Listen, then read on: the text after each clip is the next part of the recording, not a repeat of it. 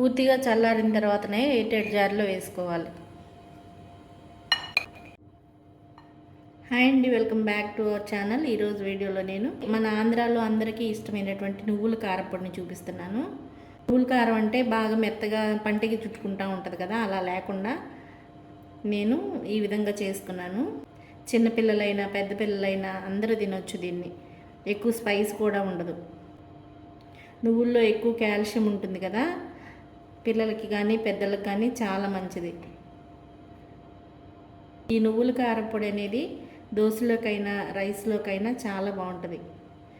మనం టమాటా బాత్ చేసుకుంటాం కదా, దాంట్లో కూడా చాలా బాగుంటుంది. పాన్లో 2 స్పూన్లు జీలకర్ర వేసుకొని వేయించుకోవాలి బాగా. ఇవి డ్రై రోస్ట్ చేసుకోవాలి, ఆయిల్ ఏమి లేకుండానే వేసుకోవాలి.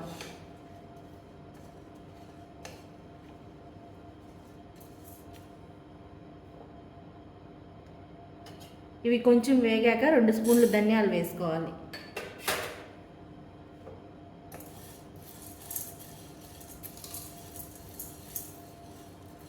ఈ ధనియాలు కూడా వేగుతూ ఉన్నప్పుడు కొన్ని చిన్నులపాయలు వేసుకోవాలి.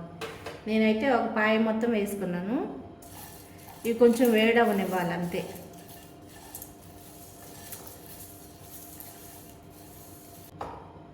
ఇలా వేయించుకున్నవన్నీ కూడాను ప్లేట్లో తీసుకోవాలి.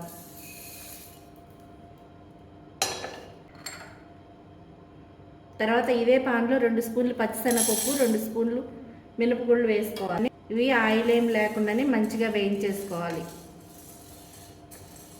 పచ్చిశనగపప్పు మినపగుళ్ళు కూడా మంచి వాసన వచ్చే వరకు వేయించుకోవాలి. ఇవన్నీ కూడా సిమ్లో పెట్టుకుని వేయించుకోవాలి. హైలో పెట్టుకున్నామంటే అసలు టేస్ట్ అనేది ఏం బాగోదు. ఇలా కలర్ మారే వరకు బాగా వేయించేసుకొని తీసేసుకోవాలి. ఇవి కూడా ప్లేట్లో పోసేసుకుందాం. 1 కప్పు నువ్వులు వేసుకోవాలి. ఇవి కూడా సిమ్లో పెట్టుకుని చిటపటమనే వరకు వేయించుకోవాలి. ఈ నువ్వులు అనేవి చాలా తొందరగా వేగిపోతాయి, జాగ్రత్తగా వేయించుకోవాలి.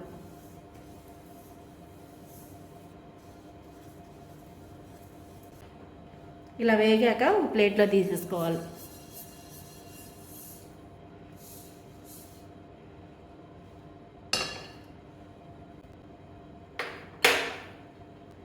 మనం నువ్వులు ఎంత అయితే తీసుకున్నామో అంత డబుల్ వేసుకొని కొబ్బరి పొడి వేయించుకోవాలి. జస్ట్ కొంచెం వేడైతే సరిపోతుంది. ఇది కూడా వేగిపోయింది, గిన్నెలో వేసేసుకుందాం.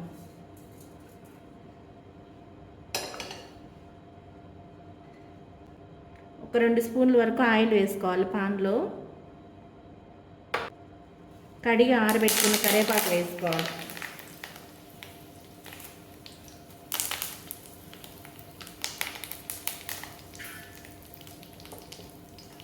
వీటిలో 15 వరకు ఎండుమిర్చి వేసుకోవాలి.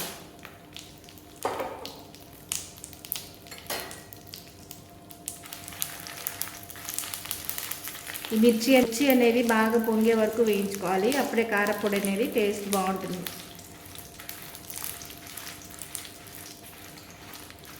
కొంచెం ఘాటుగానే చేసుకోవాలి, లేకపోతే 2 రోజుల తర్వాత చప్పగా అయిపోతుంది కారపొడి. ఈ మిర్చిలోనే కొంచెం చింతపండు కూడా వేసుకోండి నచ్చితే, నేనైతే వేసుకుంటాను. ఇంక ఎండుమిర్చి అనేది తొందరగానే వేగిపోతుంది. ఇంక వేగంగానే స్టవ్ ఆపేసుకోవాలి. ఇవన్నీ బాగా చల్లారనివ్వాలి.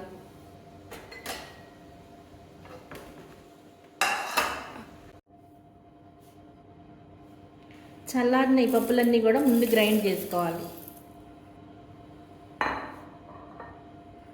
దీంట్లో కొంచెం ఉప్పు వేసుకోవాలి. ఇప్పుడు వేయించుకున్న మిర్చి, చింతపండు, కరివేపాకు ఉన్నాయి కదా, ఇవన్నీ వేసేసుకోవాలి.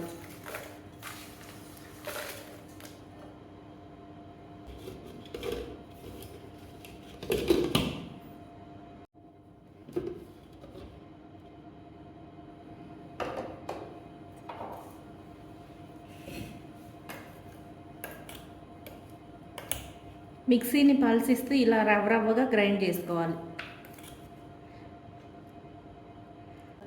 అప్పుడు నువ్వుల నెయ్యి కొంచెం పంటికి తగులుతూ బాగుంటుంది కారం కూడా.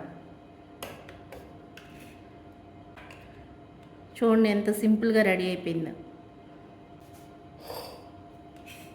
దీన్ని ఇప్పుడు బౌల్లో వేసుకొని చల్లారనివ్వాలి.